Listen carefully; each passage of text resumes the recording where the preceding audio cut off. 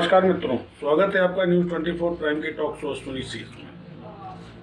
मित्रों, आज हम आप चर्चा करेंगे राजनीति में इस कदर ओछापन आ रहा है कि हम संवैधानिक और व्यवहारिक और सामाजिक मर्यादाएं भी भूलते जा रहे हैं। आज की बात का संदर्भ कल कांग्रेस के पूर्व अध्यक्ष राहुल गांधी ने जिस तरीके से प्रधानमंत्री को लेकर संबोधन किया, चौकीदार चोर है, कायर है, ये सारी चीजें कहीं ना कहीं राजनीति के गिरते स्तर की तरफ इंगित करती हैं। और ये इसलिए हो रहा है क्योंकि राजनीति आज हर वो व्यक्ति करने लगा है जिसमें राजनीतिक सक्षमता है अथवा नहीं। एक विरासत के रूप में राजनीति जा रही है। मित्रों, मैंने एक बुद्धिजीवी से ये सुना था कि राजनीति अगर उपभोग की वस्तु होती, बनिए के यहाँ बिकने वाली वस्तु होती तो एक अलग बात थी, परंतु राजनीति एक शास्त्र है। पॉलिटिक्स इज अ साइंस, इसीलिए पॉलिटिकल साइंस राजनीतिक शास्त्र विषय है। और साइंस माने a system of organized study contains equation, calculation, practical, theory, यानी जिसमें अपार विषय को समाहित करने की संभावना हो, वो शास्त्र जो है वो राजनीति शास्त्र है।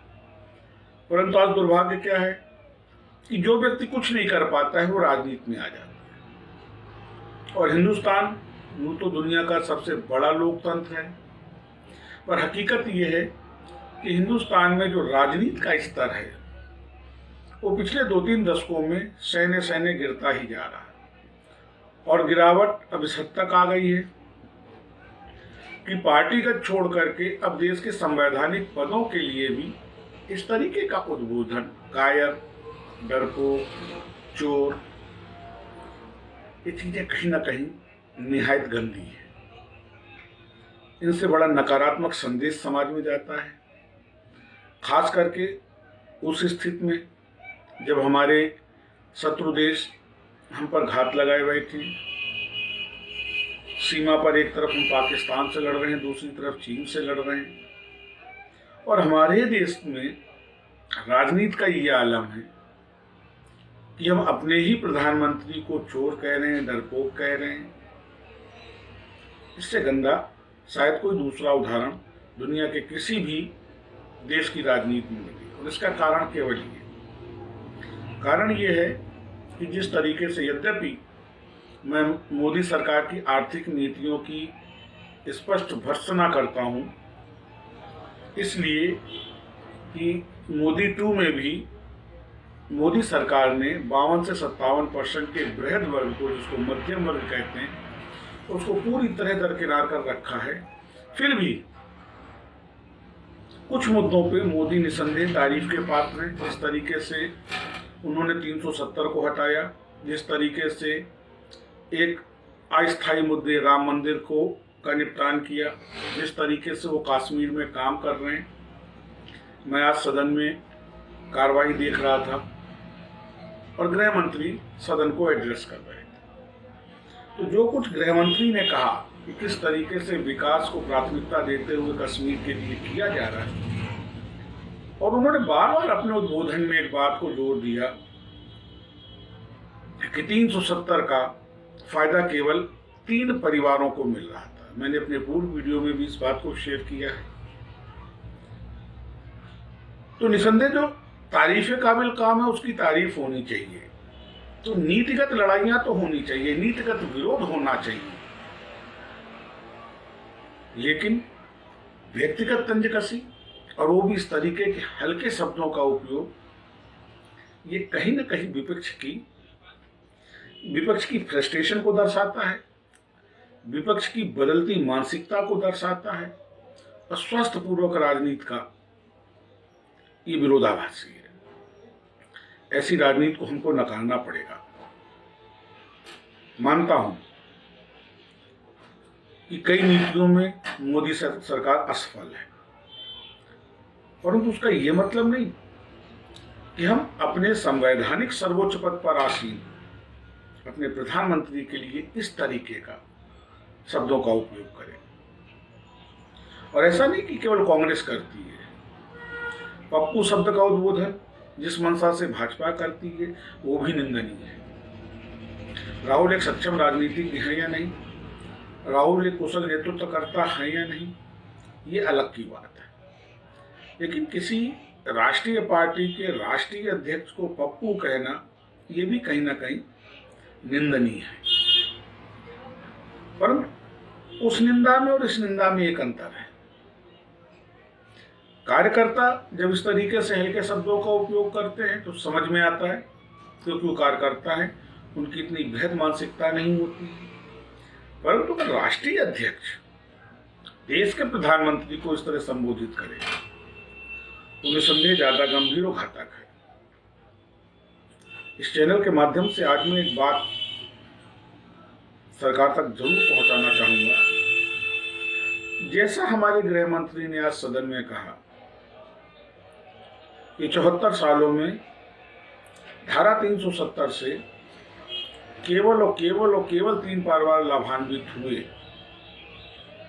तो ये कहने की बात नहीं है गृह मंत्री की। इस विषय पर एक संसदीय समिति बने और ये जाना जाए कि इन 3 परिवारों ने क्या लाभ अर्जित किया, किनकी वजह से किया, क्यों किया, और बाकायदा इस विषय पर कार्रवाई हो। इसलिए कि जो भी लाभ इन 3 परिवारों ने अर्जित किया है वो भारत की देश की जनता का विकास का पैसा है, वो व्यक्तिगत नहीं है। और लाभार्जित हुआ है, इसका मतलब कहीं ना कहीं इसमें आर्थिक खेल भी हुए हैं। एक बात और अच्छी लगी, 2022 तक जिस तरीके से गृह मंत्री ने कहा कि हम जो निर्वासित हिंदू हैं, कश्मीरी हिंदू, उनका पुनर्वसन करेंगे, निसंदेह ये काबिल तारीफ है। क्योंकि जिस तरीके से 89 की घटना के बाद से कश्मीरी ब्राह्मणों का पलायन हुआ और उसके बाद किसी भी सरकार ने उस तरफ कोई गौर नहीं किया, तो ये एक अच्छा सिम्टम है, एक अच्छा सिग्निफिकेंट है, ये द्योतक है कि हिंदुस्तान के उस अखंड स्वरूप के लिए ये सरकार प्रयासरत है। परंतु दुख भी है कि उस अखंड स्वरूप की स्थापना के लिए अगर 52 से 57% को नजरअंदाज किया जाएगा तो भी वास्तविक विकास नहीं हो पाएगा। क्योंकि भारत के विकास में इस बृहद वर्ग की भी एक महती और महत्वपूर्ण भूमिका है। बार बार हर उद्बोधन में अंतिम पंक्ति तक खड़े हुए आदमी तक विकास की बात की जाती है, और उस अंतिम पंक्ति के आदमी तक पहुंचने से पूर्व अगर बीच के लोगों को अगर नजरअंदाज इग्नोर किया जाएगा तो भी विकास अपने पूर्णायाम तक नहीं पहुंचेगा। मैं चाहता हूं कि इस बात पर हम आप विचार करें और गिरते हुए राजनीति के इस स्तर, भाषाई स्तर को रोकने के लिए हम मांग करें कि इस तरीके की जलालत वाली भाषा को रोका जाए।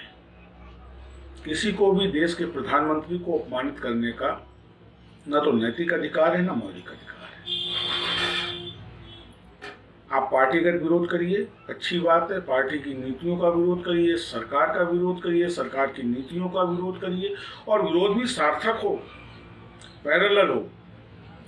जिस तरह परसों सदन में प्रधानमंत्री ने बार बार इस बात पर जोर दिया कि विपक्ष कहता है कि किसान कानून जो है काला कानून है, इसमें कमियां हैं, सदन पे चर्चा करें और बताए कि इसमें क्या कमियां हैं, हम उसमें सुधार की बात करेंगे। तो केवल सरकार की किसी भी नीति का विरोध तब तक पूर्ण नहीं है जब तक उस विरोध के संदर्भ में प्रमाणिक चर्चा न की जाए और ये बताया जाए कि इस नीति में ये नीतिगत कमी है या ये व्यवहारिक कमी है और इसका समाधान क्या है। मैंने पहले भी आपसे शेयर किया कि वॉकआउट की प्रथा इसको समाप्त किया जाए। क्योंकि आज मैं देख रहा था राज्यसभा की कार्रवाई, सीटें आधे से ज़्यादा खाली थी। प्रश्न ये उठता है कि जब हम इन सांसदों पर इतना खर्च करते हैं तो क्यों कर नहीं ये बहस में हिस्सा लेते हैं, कहाँ गायब रहते हैं। इन सांसदों की भी जिम्मेदारी अब निश्चित की जाए। दूसरे, हम जनप्रतिनिधि चुनते हैं। मैं बार बार इस बात को कहता हूँ, हम कोई हाई पेड प्रोफाइल के एम्प्लॉयज को नहीं रखते, हम अपना प्रतिनिधि चुनते हैं। तो इतने बृहद खर्चे की क्या आवश्यकता है? क्यों स्टाइपेंड 1.5-2 लाख का जा रहा है? किस बात का पैसा हम इनको देते? क्या इस बात का देते कि चलते सदन में बहस पे उपस्थित ना हो और बहस ना करें? लिस्ट निकाल लीजिए। 2014-15 में जिस समय अन्ना का आंदोलन हो करके चुका था, उस आंदोलन में एक बृहद चर्चा का विषय था कि अब जनप्रतिनिधि अधिनियम में महत्व और महत्वपूर्ण संशोधनों की आवश्यकता है। सांसद अगर संसदीय कार्रवाई में भाग नहीं लेता है तो उसको उसके दिए जाने वाले भत्तों पर रोक लगे। हर सांसद को 365 दिन में कम से कम जो 2 या 3 सत्र चलते हैं उसमें 33% उसकी प्रतिभागिता सुनिश्चित हो और उसकी उपस्थिति तो सत्र के हर दिवस में हो और उसके साथ साथ उन मुद्दों पर चर्चा भी करें।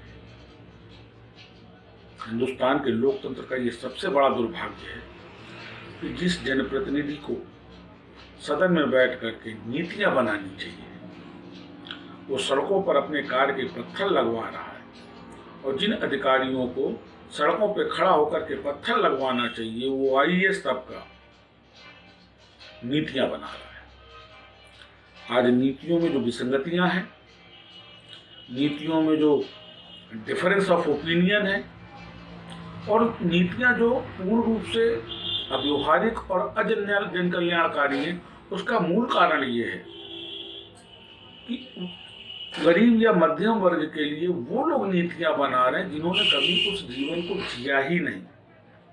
एक बड़ी पुरानी कहावत है, वो का जाने पीर पराई, जाके पाँव न फटे भिवाई। तो जब आप उस जीवन को जानते ही नहीं है कि कैसे 8-10-12 हजार रुपए महीने की तनख्वाह पे एक आदमी कानपुर जैसे या लखनऊ जैसे एक मेट्रोपॉलिटन सिटी में रह करके अपना परिवार पालता है, कैसे 10 रुपए का बढ़ता बोझ उसके मासिक बजट को डिस्टर्ब करता है, आप क्या नीतियां बनाएंगे? इसलिए अब समय आ गया है कि सबसे पहले तो जो ये भाषा की मर्यादा हिंदुस्तान की राजनीति में खत्म हो रही है, इस पर अंकुश लगे, हमारे संवैधानिक पदों का मान यथानुरूप रखा जाए, इसके लिए ठोस कार्रवाई निर्धारित की जाए और उसके बाद जरूरत है कि जनप्रतिनिधि अधिनियम में एक महत्वपूर्ण संशोधन भी किया जाए। हमारे प्रतिनिधियों के लिए वर्क कल्चर अलॉट किया जाए जो आज तक नहीं निर्धारित किया गया। आजादी के 74 वर्षों में संबंधित कार्यों को लेकर के इनकी जिम्मेदारियां निश्चित की जाए। महज बड़ा मजा आता है कि पक्ष और विपक्ष यूं तो हर मुद्दे पर लड़ते हैं, पर जब मुद्दा संसदों के वेतन या भत्तों के बढ़ाने का होता है तो पूरा सदन एक होता है। क्या मजाक है? राष्ट्रहित और जनहित की बातों पर तो इन पार्टियों में विभेद है। सांसद एक दूसरे के ऊपर तंजकसी करते हैं, भाषा की मर्यादा का परित्याग कर देते हैं, परंतु जब मुद्दा इनके अपने लाभ का होता है तो ये सभी को।